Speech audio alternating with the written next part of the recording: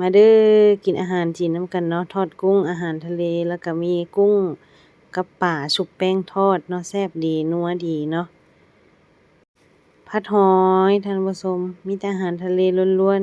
ๆมากินข้าวนำกันบ่มีหยังหลายมื้อนี้กินแต่อาหารทะเลมื้อนี้น่ะเนาะคาบนี่คาบข้าวมื้อนี้มีอันนี้มีน้ำรองคอแก้คาวแซ่บๆเด้ออันนี้นะท่านผู้ชมเด้อเดี๋ยวสิกินให้เบิ่งเด้มีกุ้งเนาะมีป่าเนาะซุปแป้งทอดอันนี้นัวหลายแซ่บถึกใจ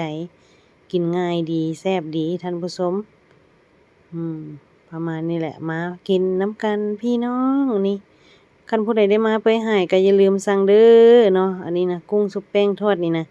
อาหารอยู่เปื่อยหายท่านผู้ชมทะเลเนาะทะเลจีนอยู่พี่แหละแขวงกวางซีเนาะอันนี้มันอยู่เมืองเปื่อยหายเมืองท่องเที่ยวเนาะเมืองนี่นะติดกับทะเลเนี่ยกินกุ้งมังกรอันนี้เขาเจ้ามักกินแบบนี้เนาะจะใส่กระเทียมนี่นะแล้วก็ไปนึ่งไปหยังนะท่านผู้ชม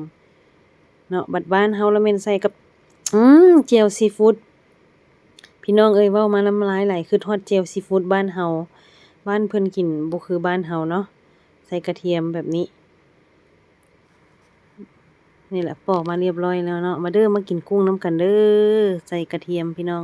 บ่คืออยู่บ้านเฮาได้แจ่วซีฟู้ด